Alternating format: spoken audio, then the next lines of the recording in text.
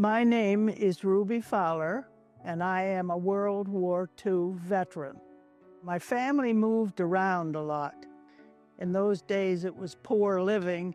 My father had trouble making a living, so he lived with his family in different places, supposedly, I suppose, till they got tired of babies, and more babies came along, and as they were born, we stayed with certain ones and then moved on. And then later on in life, my grandmother became ill, and my father went back to be close to her, to help her. And so we spent those few years in Nova Scotia. Well, the war came on before we left, and I went in one day to a gathering, and I had 4 cousins, all girls that were in the service, and boy, they looked nice in their girls' uniforms and whatever. So I thought, well, I'd like to join too. The whole world was signing up. So I went to town the next day or so, and I walked along and it said, come in here to sign up. So I did, and I went home and told my family, and my father didn't mind, or my mother. I signed up in Halifax, Nova Scotia, and from there I went to Guelph, Ontario. And from there I was transferred to another place, I forget the name of it now, where we did training.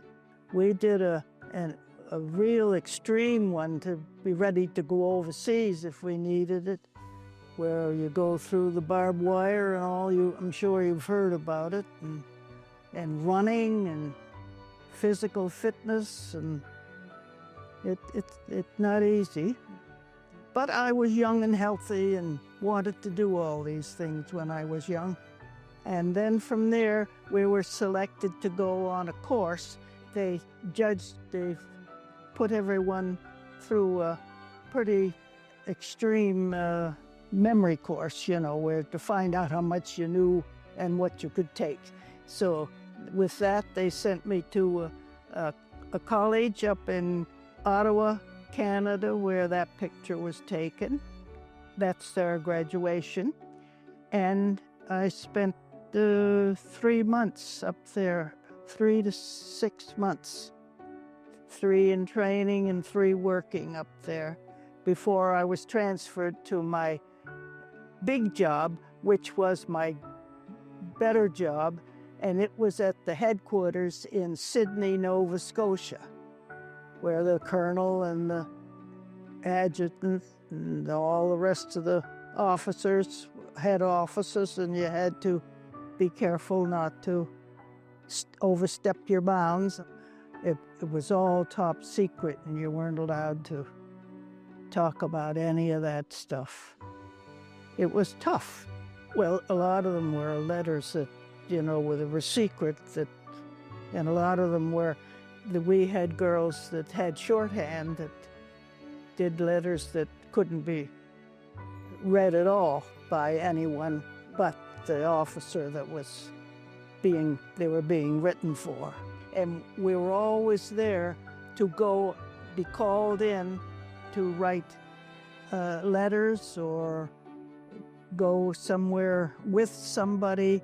If they were taking a girl somewhere for something, they had to have a girl go along with the fellow that was taking her. And I did that almost a year and a half, I think it was.